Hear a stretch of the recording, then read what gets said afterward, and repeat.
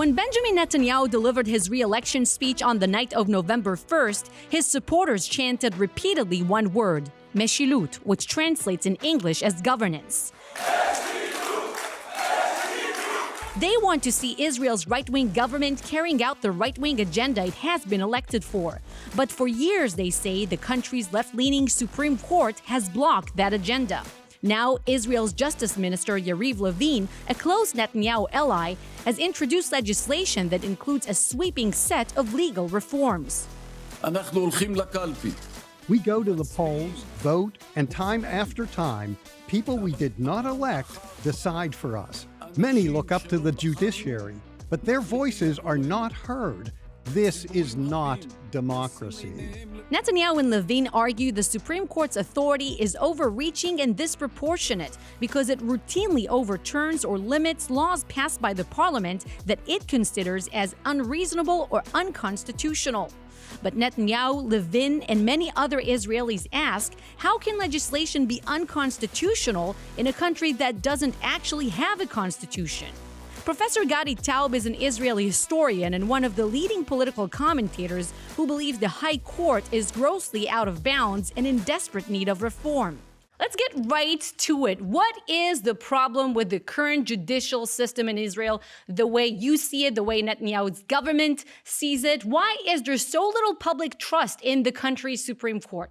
The left has been transferring the center of political power from electoral branches of government to appointed branches of government, that is, to the bureaucracy and above all to the Supreme Court.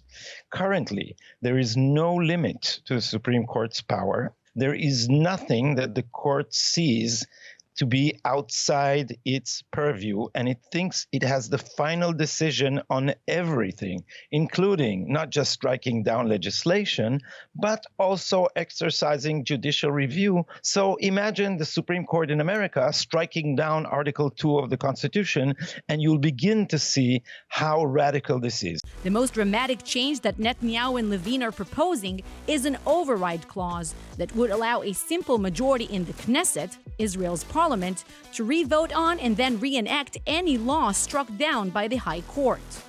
Israeli opposition leader Yair Lapid says this would crush Israeli democracy and calls the reform a political coup. What you see here today is a demonstration in support of the country. This is a demonstration for the country. People who love the country have come here today to defend its democracy. The fact that they are hiding behind the slogans that they are protecting democracy is the exact opposite of the truth. This reform is about to end the juristocracy, the rule of judges, the oligarchy that enables Israel, small upper crust of a liberal elite, to hold power. So this is not the end of democracy, it is the end of their tyranny. Protesters say the reforms would cripple the court's independence and set back minority rights. That's just preposterous, because this court has not been defending human rights. It has not been defending minorities. It has been defending the minorities that the liberal elite likes. It has been very discriminatory towards the Orthodox, the ultra-Orthodox, and the national religions. When Israel evacuated Gaza, these people, including girls of 14, were arrested without the right of habeas corpus.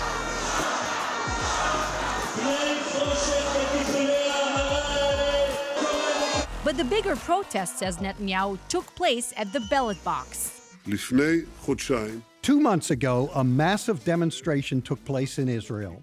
The mother of all demonstrations. Millions of people took to the streets to vote in the election.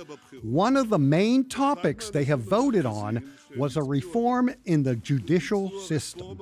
I want to ask you more specifically about something that happened last week. The Israeli Supreme Court just ordered Prime Minister Netanyahu to fire his deputy, Aryeh Deri, a minister that Netanyahu wanted to appoint. And the court said that the notion of Deri serving as a government minister is, quote, unreasonable in the extreme. Do you see this case as the Supreme Court protecting the Israeli people from a convicted criminal because Deri has been convicted in the past? or is it an extreme example of judicial overreach? It is an extreme example of judicial overreach and a demonstration that this whole thing is a political struggle.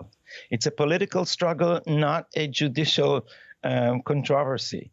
And they demanded the firing of Deri without any basis in the law. Think about it, because symbolically, this is it.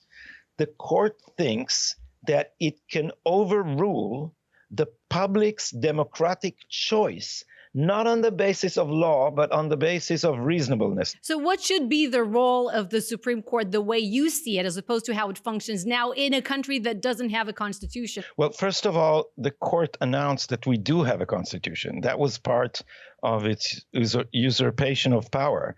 It took our basic laws, as they are called, which had no normative advantage on other laws, until the Supreme Court Chief Justice, Aaron Barak, who is if you combine John Marshall with Earl Warren, you'd still be only at knee heights compared to Barak's hubris. And he declared that he gave us a constitution based on basic laws. For instance, there is a law in Israel that does not allow parties who do not recognize Israel as a Jewish democratic state, or who support racism or support terrorism, run for parliament. There's a party, an Arab party, which the heads of which supported Hezbollah, even in the midst of a war with Israel. And Aaron Barak managed to interpret this away, saying that there was not a critical mass of evidence for their support of terrorism. And people here jokingly said that for Aaron Barak version of critical mass, anything short of coming into the chamber with a bomb would not be considered support for terrorism. Zooming out of Israel, I know that you see this as a greater issue that also pertains to other Western democracies, where we see this tension between nationalism and globalism. If you can expand. Yeah, sure. And I think this should be very familiar to American viewers and listeners, because in the United States too, there is a globalist elite which is trying to undermine the nation states in various ways by submitting it to subduing before international organizations like the World Health Organizations, the UN, by allowing limitless immigration, and also by expanding judiciaries. And this is happening all over the Western world, where these elites are trying to pull power out of electoral politics and deposit it in the bureaucracy, in the administrative state, in appointed judiciaries, and in international bodies